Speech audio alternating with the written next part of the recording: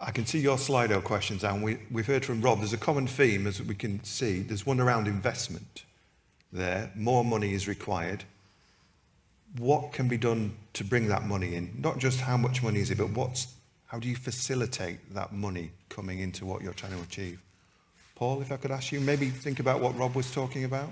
Yeah, I think part of it is stability and understanding. I don't come from this sector, but I've been working here this last 5 years and been aghast at the change in the basic payments that are made for farming following Brexit. The whole thing's been remodelled, but it hasn't yet fully emerged what is replacing funding. So farmers are in a position where they're currently seeing their existing funding being removed, either 50% in a year or a quarter each year for the next 4 years until that funding goes, the subsidies, without the clarity of what the next funding comes in. Now, that sounds, how sad for farmers, but when you realise that I think it's 85% of Northeast farmers rely on the basic payments to show a profit in their farm, you're basically removing any profitability from small farms. And so, they're really struggling. So there's something about the funding mechanisms being clear.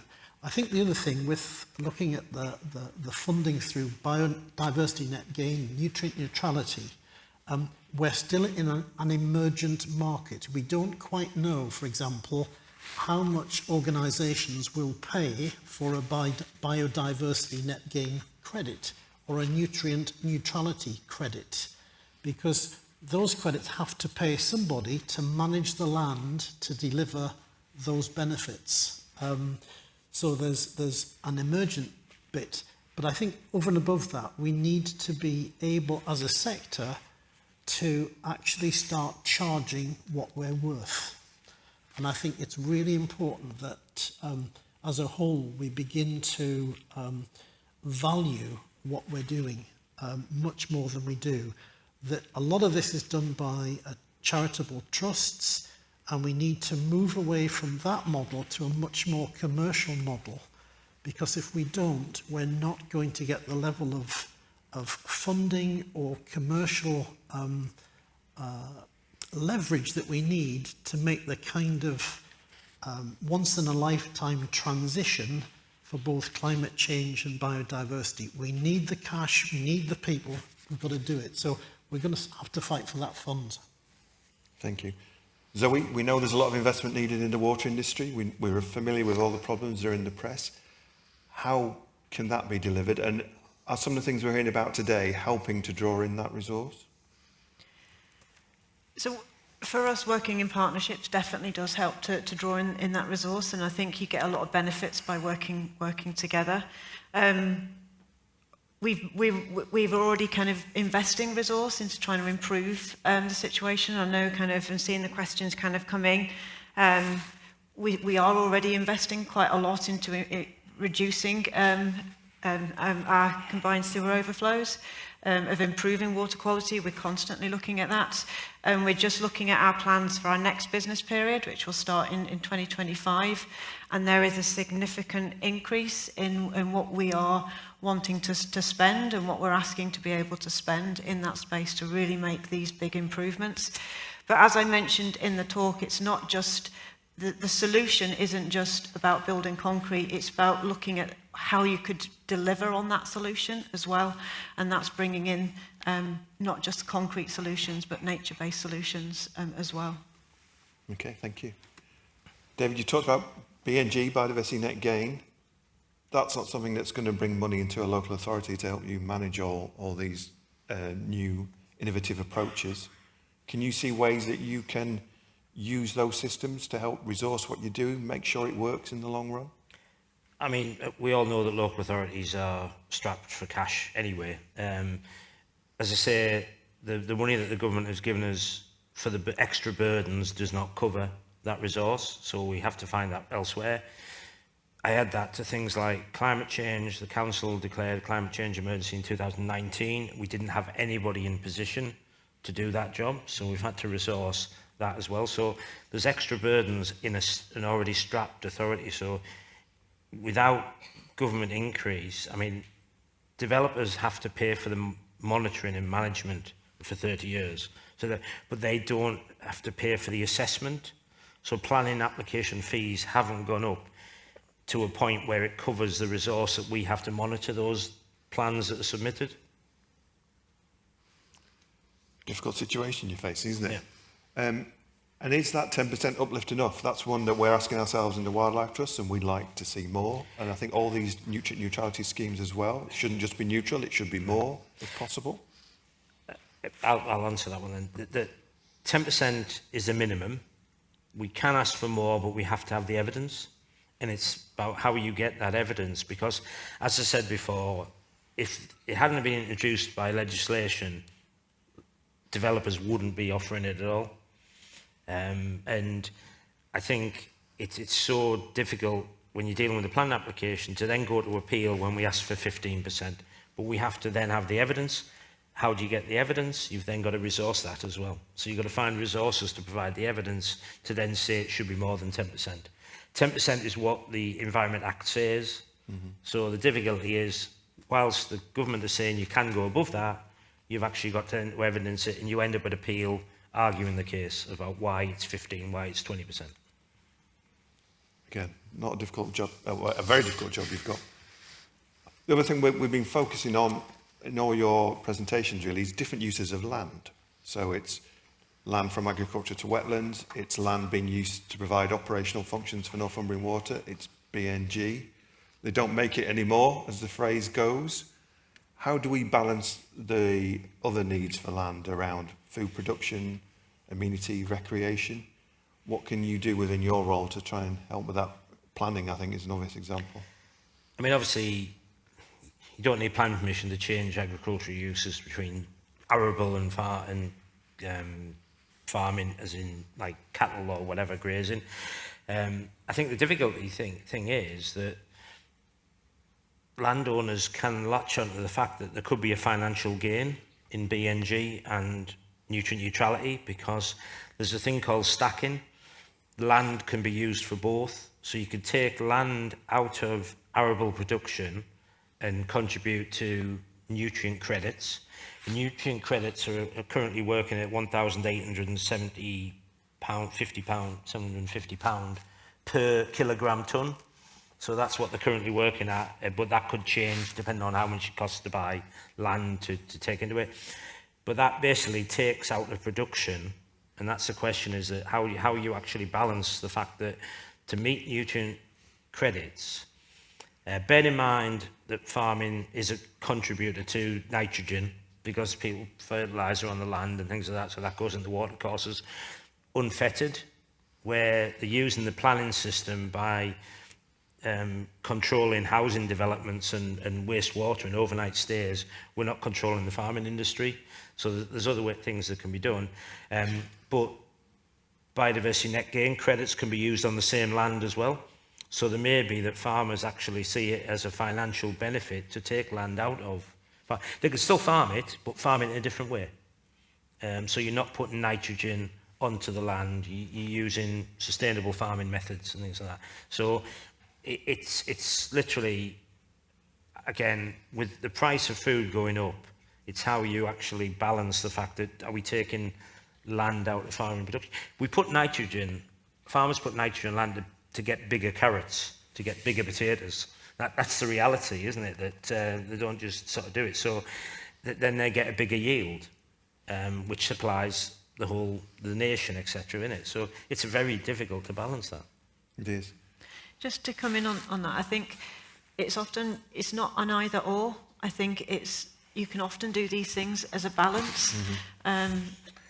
Take an agricultural land, there's always bits of agricultural land which are not as productive as others. Mm-hmm. So what could you use those better for? And that's kind of looking at the biodiversity benefits. We heard kind of early this morning, Tristan talking about having long grass in your garden. It doesn't always have to be in amenity land. It doesn't all have to be cut grass down to kind of Bowling Green standards. You've got other options, you've got other opportunities, and I think that's what we need to think about. It's not just one single solution, but how can we look at these solutions together? I think we've been doing that for a while. I mean, agricultural schemes have had that for a while, but it's just really kind of ramping that up a little bit further, I think.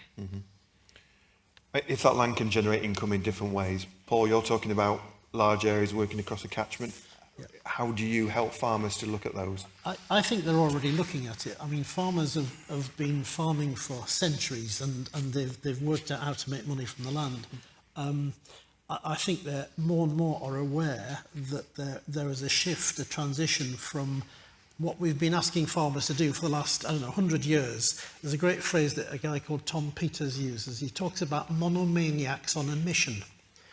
And that's what we've asked farmers to be. They are brilliant at killing everything except one thing, which happens to be barley or wheat or whatever it is. And we've asked them to do that to create the cheapest food possible so that we can buy it cheaply on the shelves. The fact that they've grown bigger carrots and nothing else successfully because we've asked them to, we're now realising the law of unintended consequences, that they've killed everything off in the process in that field. And that the things they're putting on the field, when there's increasingly heavy weather events that produce vast downpours, where what's on the fields is washed into a small river like the Skern, already adding to the problems.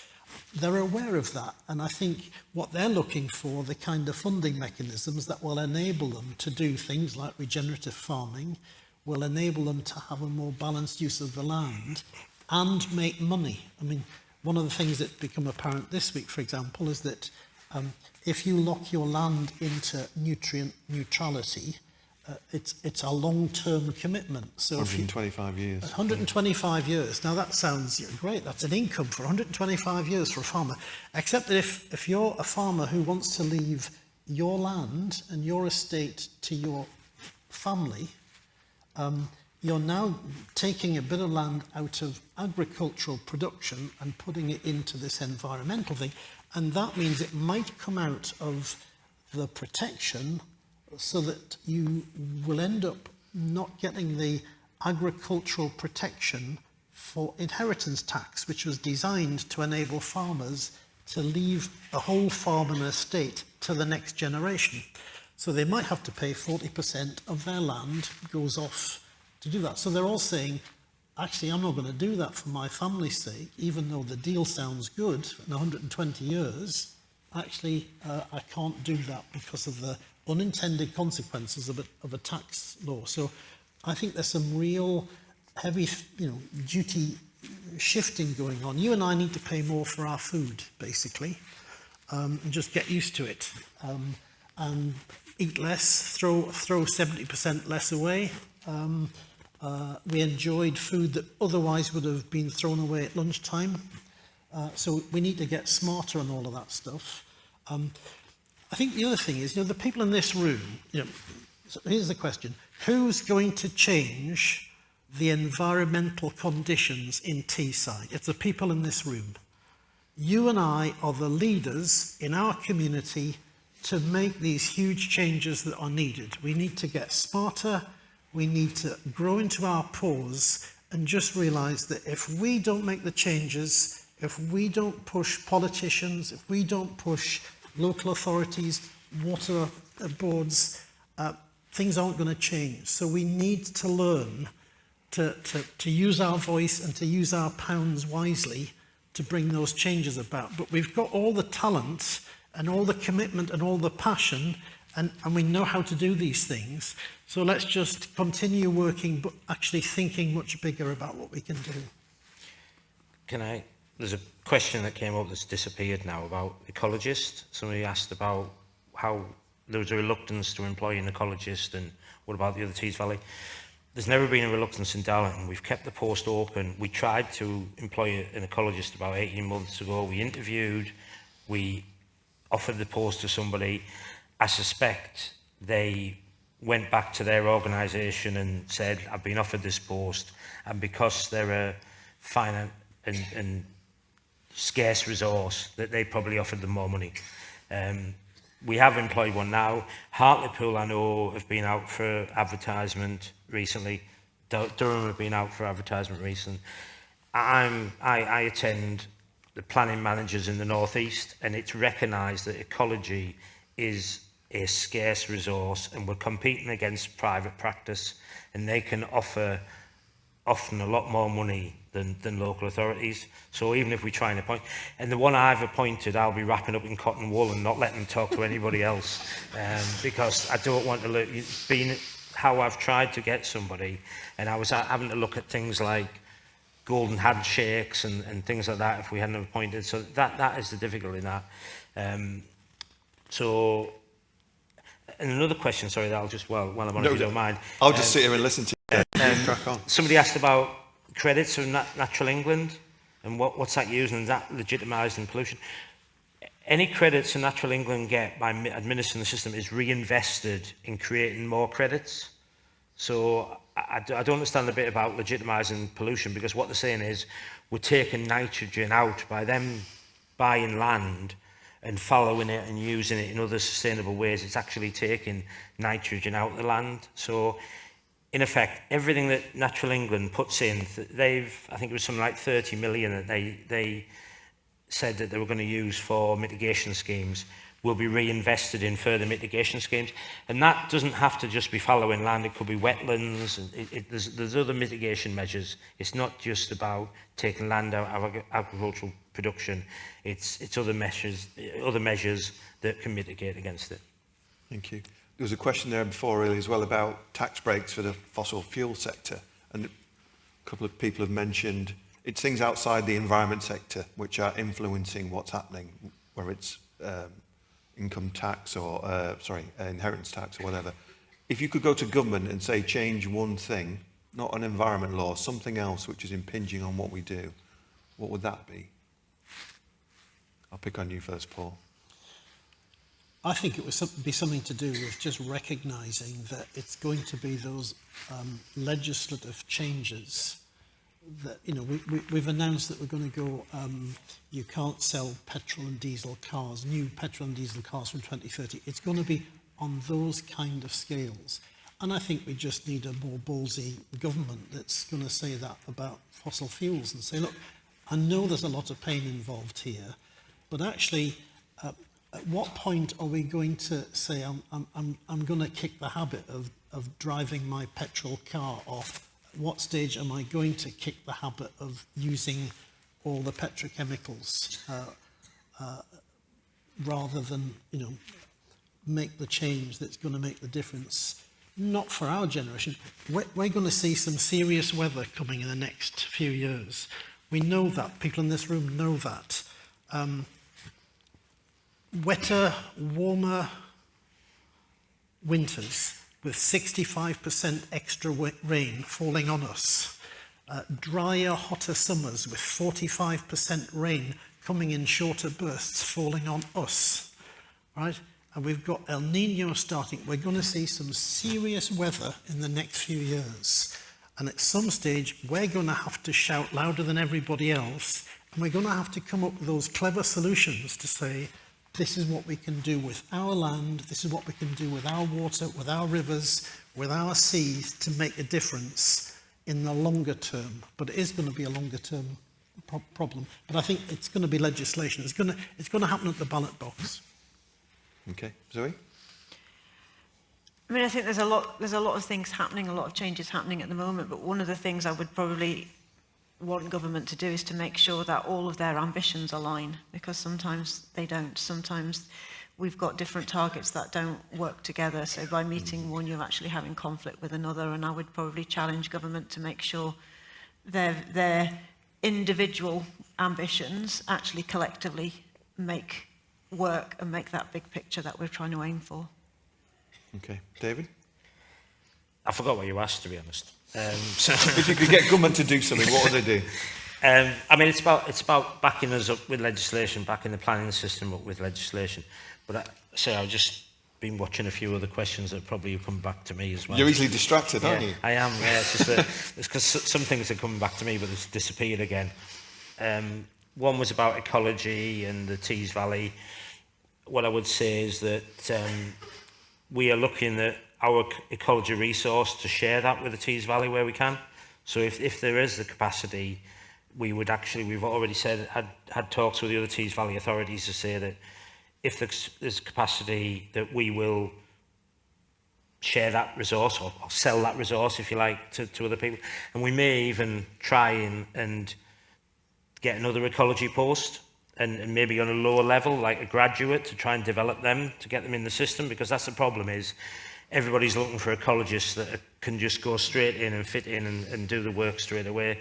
The other question, well, there's two questions, right? Sorry, it's all right, we've got 1 minute 57 seconds. Planning Authority go about monitoring BNG. Right, a couple of things is they have to submit a BNG plan, which we assess and check that it's okay.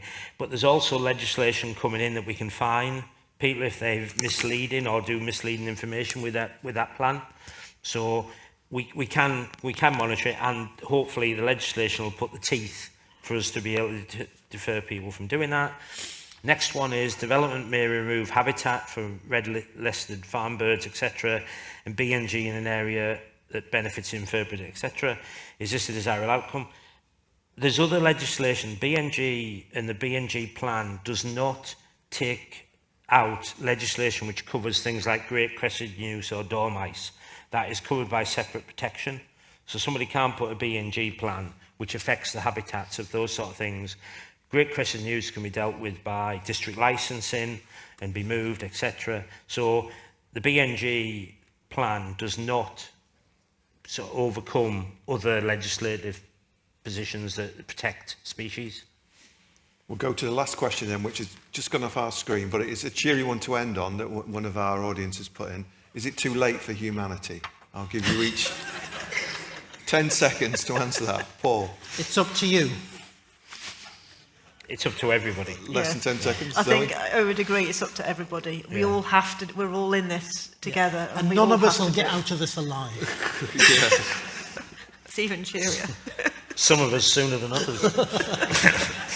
And on that very cheery note, we'll end with 15 seconds to spare. Thank you very much. Thank you.